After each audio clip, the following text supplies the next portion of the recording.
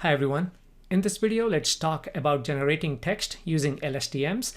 And in the last tutorial, we looked at time series forecasting using LSTMs. And in the one before that, I did talk about what LSTMs are. So if you haven't watched it, I definitely recommend watching it if you want to understand how LSTMs actually work. But it is not necessarily that you need to know exactly how LSTMs work to implement what I'm going to talk about in this video. Although it does help if you know what you're doing. Okay, so words and sentences are sequences, just like time series. What is time series? In a time series, a data point has some context, meaning a data point before and after, in a way, are correlated.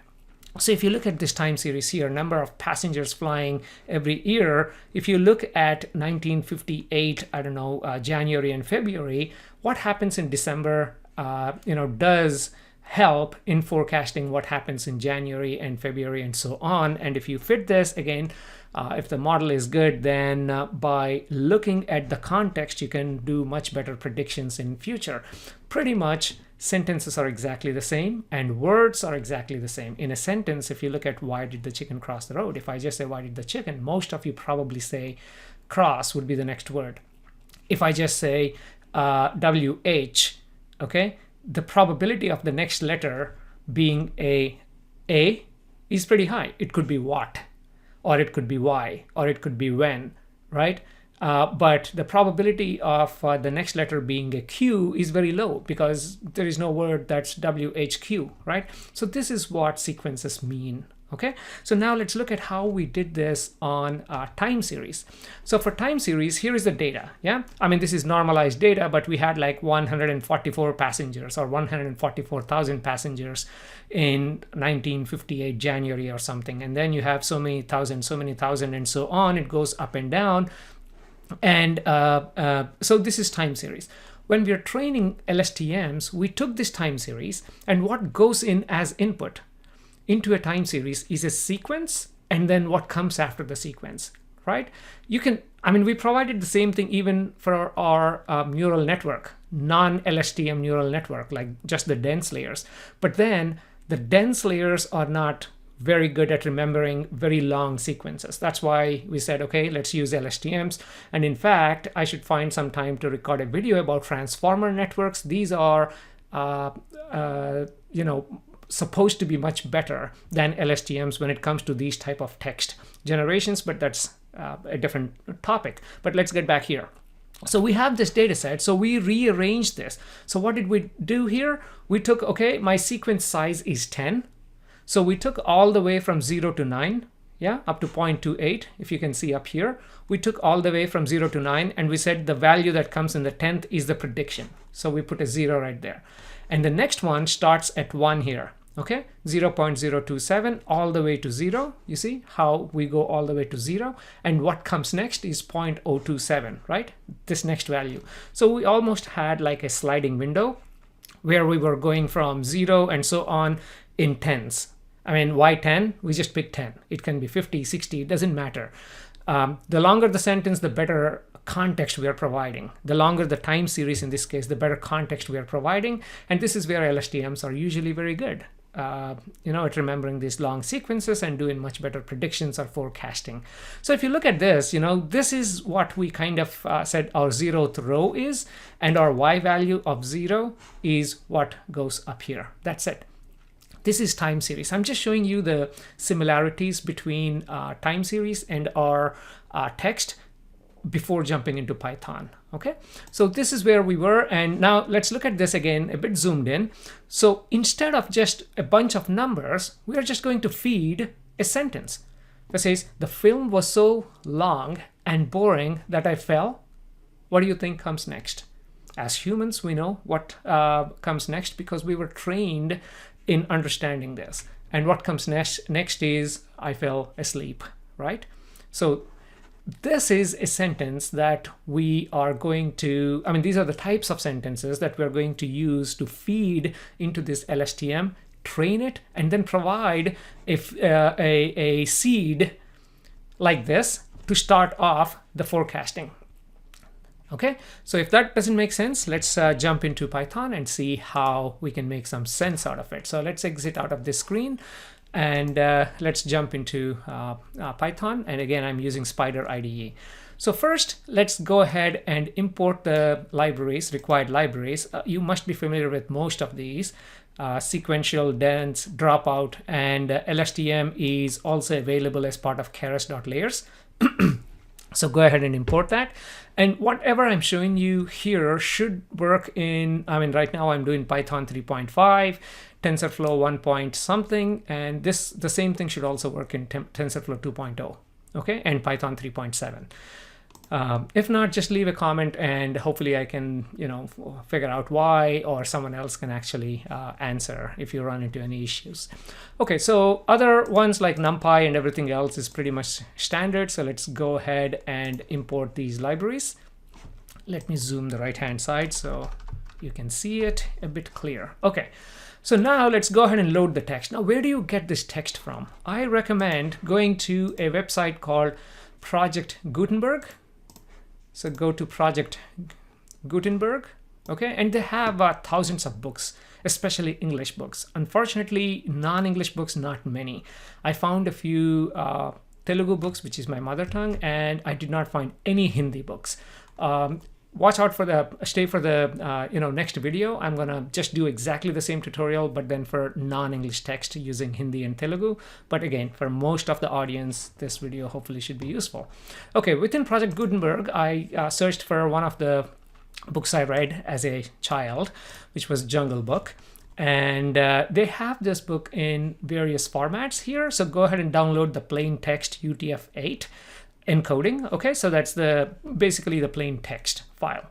So when you download that, when you open it, you can see that this is basically a very long text of this entire book, which is very good. Now, when I train LSTM on this text, the output that it's going to predict looks Kipling-ish.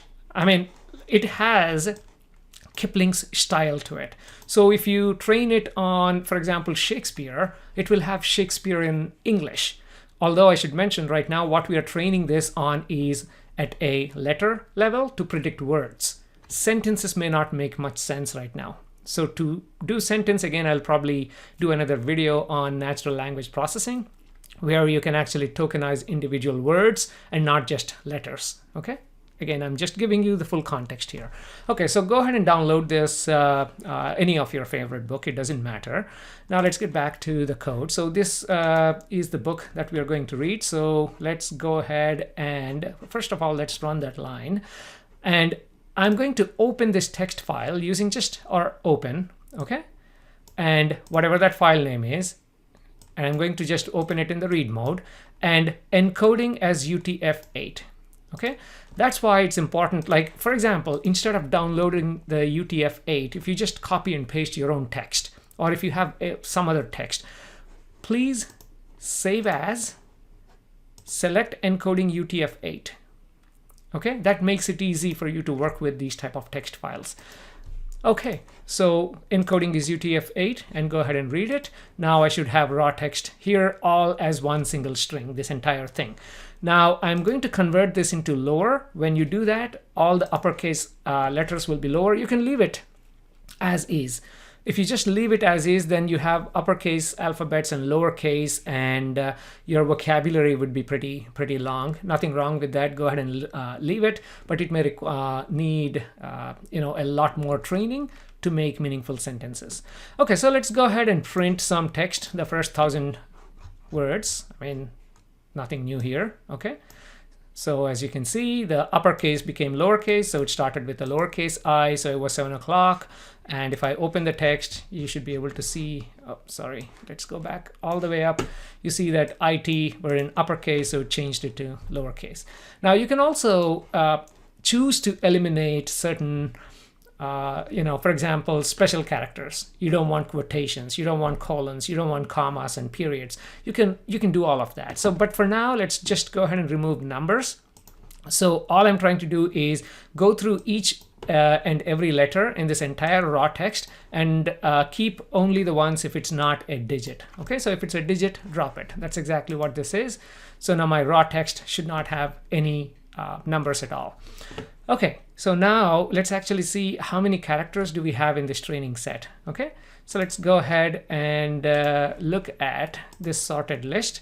And now the total number of characters we have here is 48. And you can see I included special characters. You can drop them if you want. Google search for how to do this, and there's a lot of tools in Natural Language Processing Toolkit to actually drop these special characters and do a bunch of manipulation of text. So here, the first two apparently are space and something else here, and exclamation, and alphabet A is given an index of 17 here. Okay, so far so good. Again, now we know that we have 48 of these, and you also know that these type of deep learning or anything, the computers, they work well with numbers. So let's convert our characters into numbers, and the easy way to do that is to create a dictionary for every character, assign a number. That's exactly what this line is doing. And if you just go to char to int right now, you can see the first two, but let's go to A is given a value of 17. So this helps us train the system. But once we train it, if we want to get back and print alphabets, then we need to do exactly the reverse. So let's do int to character here. And when we do that, and again, int to character, our 17 should be A. So all I'm doing is character to integer, integer to character. Okay. So now, how many characters do we have? What is the vocabulary? Again, I'm just going to print them out here. Again, I'll share the code so you can do this yourself. But the total characters in the text, people call this corpus. Corpus is how many characters do I have in this entire text. Looks like we have 278,624 characters. All of these characters are one of these 48. It's either a space or an exclamation or a $sign or A, B, C, D, all of those 26. So we have total 278,624, and each of that is one of these 48. So far, so good, I hope. Okay. Again, this is just data preparation, very similar to time series. We're just getting things in an order. Okay. In time series, we already had numbers, so we were good. But here, we're trying to convert our characters into numbers. Okay. So here is where, again, you'll see some similarities between our time series and text generation. So in time series, we selected a sequence length of 10. If you remember, let's get back to the presentation I was doing here. So here, so if you look at this, the sequence length here is 10, right? I mean, I went from 0 to 9, and I was predicting the 11th character or 11th number in this time series. Exactly now, if I just do 10, that's not enough for for text. So let's just do 60. I don't know. I mean, you can do 50, you can do 200. It doesn't matter. The longer, the better typically. But then for training, it gets a bit difficult on normal systems. So that's our sequence length. And I'm moving this every 10 steps. So sorry to get back here, but I think this is a great example in case you understand the time series problem here. So what did we do here? Went from 0 to 9 and predicted 10, right? Went from 0 to 9 and predicted 10. And immediately we moved one step down. Went from 0.027 all the way down and then predicted the next one. And then we went one down, 0.54. So here we did this in one steps because we don't have that much data. If you have lots of data, there's no way you can do this. Then you'll have way too much data to train. So that's exactly what I'm trying to do in this case. Instead of jumping one at a time, I'm jumping 10 at a time. Okay, and then creating these sequences of sentences. And then I'm just creating sentences and then predicting next characters. So sentences is nothing but our X values, and next character is the one that we're trying to predict. So after I run this, hopefully things should make a bit more sense in case you're still confused about anything. So let's just open sentences here. Okay, sentences is what we just created. So here is the sentences, and next characters is what it predicts after. So this is your X, this is your Y. So let's just pick number 3. Okay, actually 4, let's see if anything, 6. Okay, I'm trying to see if I can find something that immediately jumps at you. Okay, maybe 13 right there. So woke up from his day's rest, scratched himself, yawned, and what do you think comes next after an? Number 13. After an comes d, right? So the word there was and. And the next one, and from his day's rest, scratched himself, yawned, and spread, u came next. Probably means spread out. You see here? You can see it, spread out. And from each sentence to the next one, it's jumping 10 because we said 10 there, okay? 10 alphabets here. So you see PAW. After PAW, you see 1, 2, 3, 4, 5, 6, 7, 8, 9, 10. 10 letters. And then comes next. And then 10 and comes next. So I seriously hope you understand exactly what's going on, because this is it. Once you get your X and Y values, then LSTM is pretty easy. Okay, so there you go. So we did put together these X and Y values. We are still using alphabets. We haven't converted that to integers, which is what comes next. And so the next step is, again, I included a lot of text because I'm going to share the code so you can go through this at your own pace.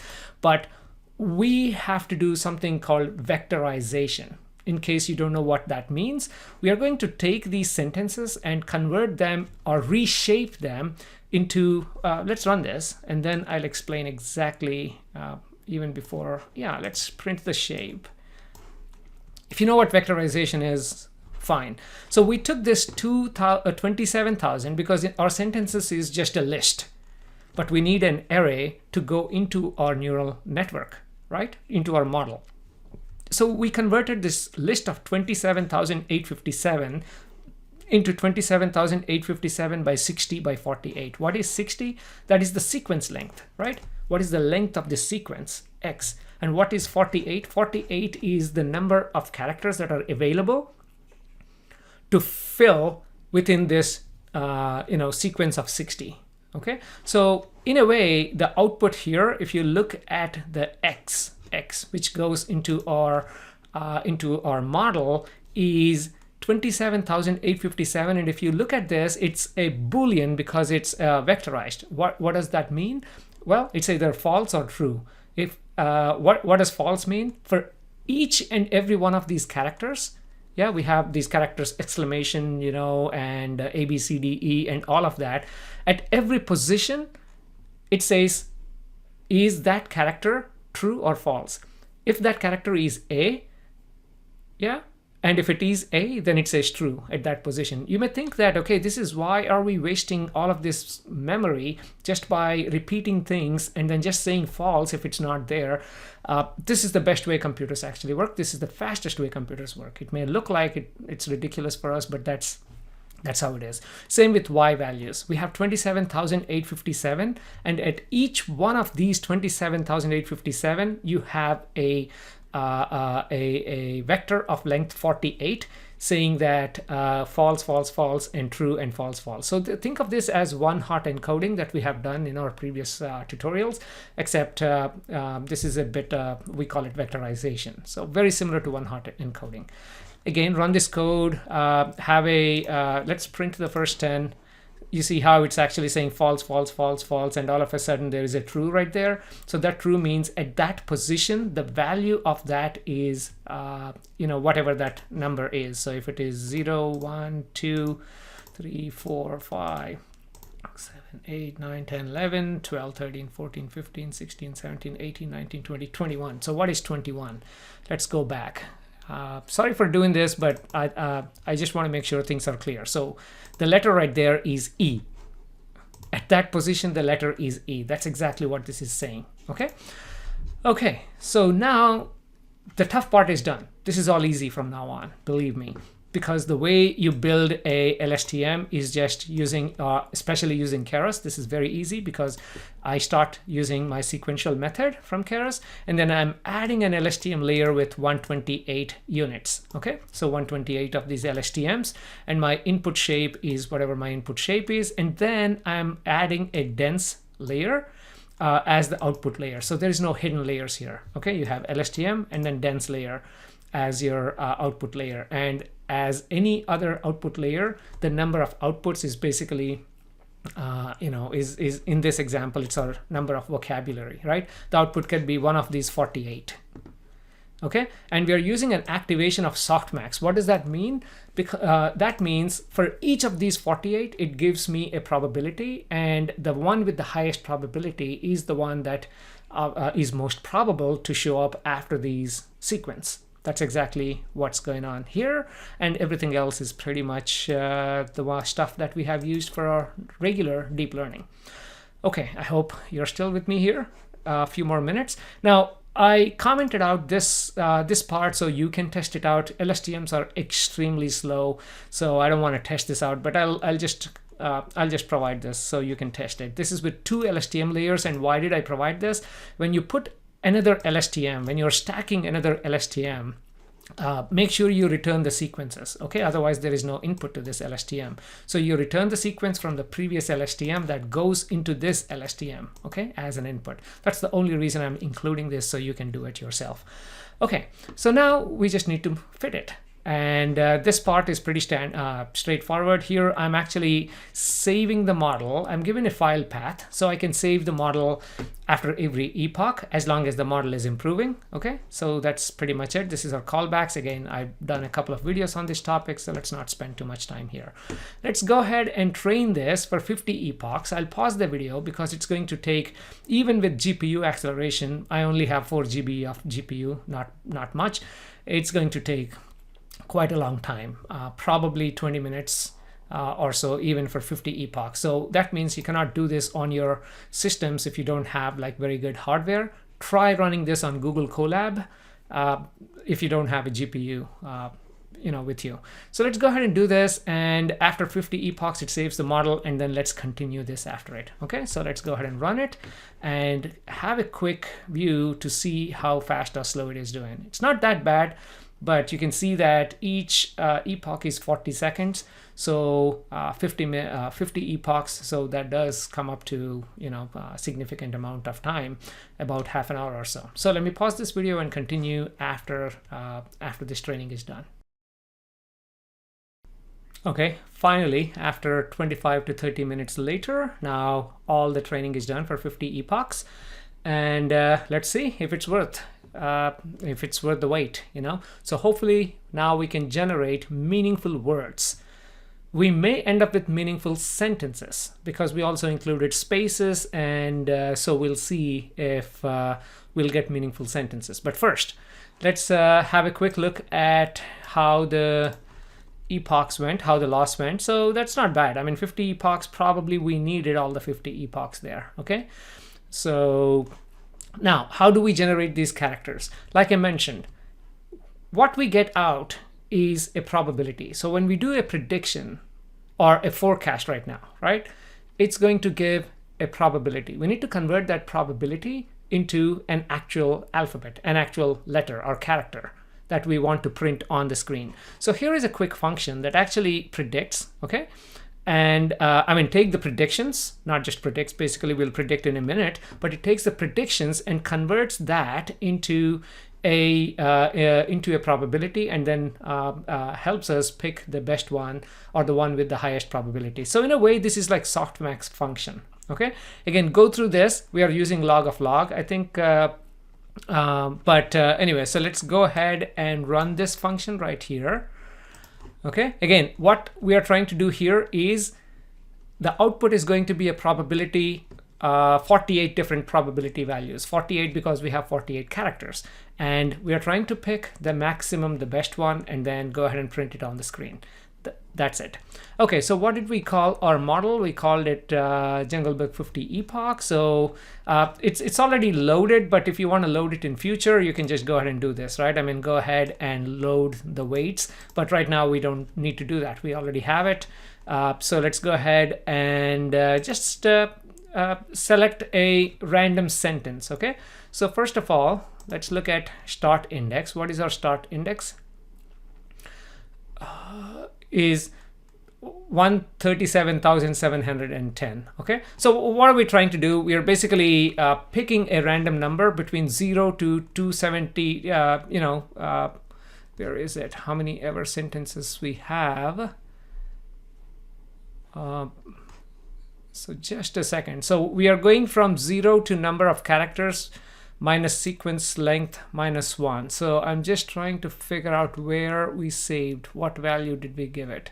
Oh, right there. Sorry for that. I was going blind here. Okay, so total number of characters 278, 624, right, in this entire thing. So within there, I just wanted to start somewhere in between to actually initiate a random sentence. Okay, so that's why we are actually picking a random number, and here we have the random number to be 137,710. So now we go to that character and then just look at our sequence of 60 and then get that as our seed to generate more stuff. That's exactly what we are doing. Okay, so let's go ahead and initiate our text, which is our generated. So if you look at our generated here, this is going to be our seed. So once you go 200 and whatever that 137,710, this is the sentence. These are the 60 characters that we identified at that position. Okay, and this is what I'm trying to use as a seed. Now if I actually go ahead and do this random again, we'll actually generate a different random sentence. So let's go to generated now. Where is it? Generated now. This is a different sentence. Okay, so each time you pick a different one, you'll end up with a different forecasting. So this is basically initiating my time series. Now I want to forecast. Sorry for dwelling too much time, but certain things, if you're doing it for the first time, definitely helps with some explanation. We are all set. Now we just need to predict. You could actually do model.predict. Okay, and then take your sentence and start predicting it, but let's go use sys.std out and write. Now it's actually writing one character at a time on the screen, so we actually see how things are evolving. Okay, so that's exactly what this part of code is doing. So let's go ahead and run it. There you go. Their, feet, they, marks, foo, our. Most of these look like right words. Elephant. This is completely generated. All of this is generated. So if a sentence makes sense, like, or if a word makes sense, that's a great thing. Okay. So night, at the, roped him up. So the sentence itself should not make much of a sense because we are not training this on individual word tokens, but we are training it on individual letters. So it's even the spaces. I don't know, it says divide by 0 encountered. So let's go ahead and take another random sentence and see how this is going to work out. Okay, so let's do this one more time. So this is our seed: to sit down, panting, and so they left him. So after that, everything else is generated. Okay, for beat, whatever that is, ticking, so that's not a word, was, and the jungle, went, be, never, see, has, for, mine, like a German word, but wrong spelling, shout, and in. It's not bad, as you can see, even for 50 epochs and with this text.